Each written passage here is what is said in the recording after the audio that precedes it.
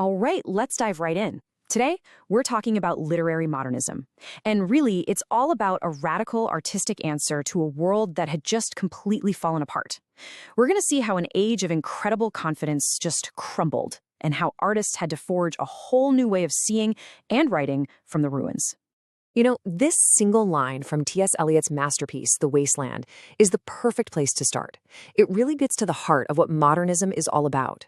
Just look at this visual, that perfect, glossy Victorian teacup, right? It's a symbol of a very ordered, very refined world. And we're watching it shatter into a million pieces. The modernists, they weren't just watching this happen, they were living it. And their job was to figure out how to make art out of the shards.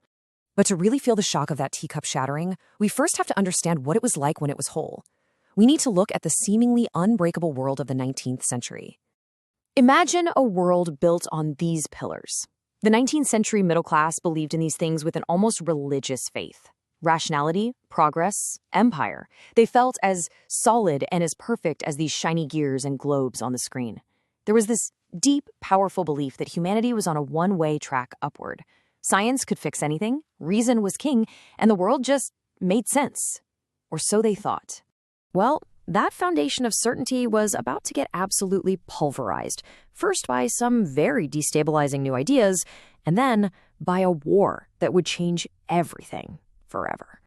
What's so fascinating here is that the attack began from the inside, intellectually. Even before the first shots were fired, you have thinkers like Sigmund Freud coming along and saying, hey, guess what? Your mind isn't this beautiful, rational palace. It's actually a dark, messy basement driven by forces you don't even understand.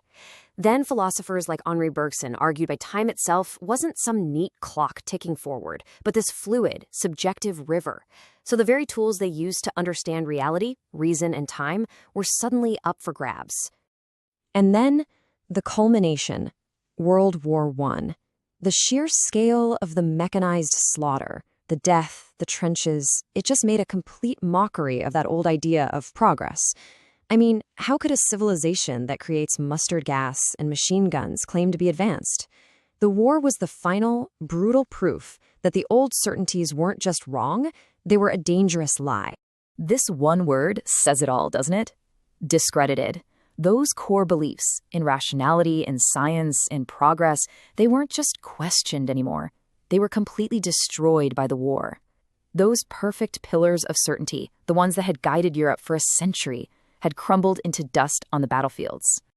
So, this brings us to the crucial point. If the old stories, the old rules, even the old language no longer make sense, what do you do? If you're an artist, how in the world do you create meaning when the world itself seems totally meaningless? Well, you invent something completely new. You create modernism. And this was not just a little style update. This was a full-blown rejection of the past.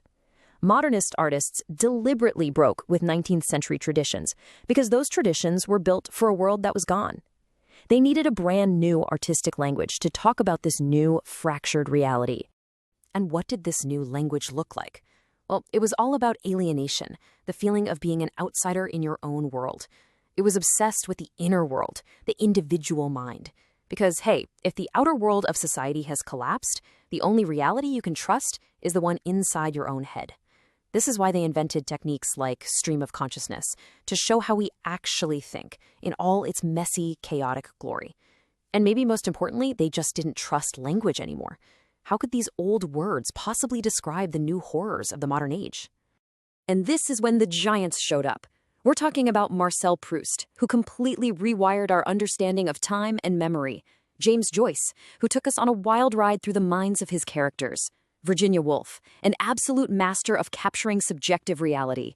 T.S. Eliot, who gave voice to an entire generation's spiritual emptiness. And of course, Franz Kafka, who painted these haunting pictures of being lost in a bizarre, bureaucratic nightmare. But here's the thing. These writers weren't just working alone in their rooms. They were part of conversations, of groups, and critical movements that helped shape what modernism would become. In England, one of the most famous of these was the Bloomsbury Group. And look at this lineup. You've got Virginia Woolf, a brilliant novelist, hanging out with John Maynard Keynes, a world-changing economist, plus art critics, biographers. They were iconoclastic, which is a great word. It means they loved to smash old ideas and conventions. not just in art, but in pretty much every field. So what held this incredible group together? It was a shared philosophy, this idea that in a broken, chaotic world, the only things that truly had value were internal, things like friendship, knowledge, and especially the appreciation of beauty. They saw these timeless states of consciousness as a kind of refuge, maybe the only good thing left in a pretty messed up reality. At the exact same time, the way people even talked about literature was getting a total reboot. A movement called New Criticism came along and said, stop worrying about the author's life or what was happening in history. Instead, they argued you should treat a poem like a self-contained machine, an autonomous verbal structure. The only thing that matters is the text, the words on the page. That's it. This complete overhaul of both how you make art and how you analyze it had a massive, lasting impact. This wasn't just some phase. It permanently changed the cultural DNA of the West. Modernism's legacy is just huge. It completely blew the doors off what a novel or a poem could be. It created a whole new way of analyzing literature that, frankly, still dominates universities today.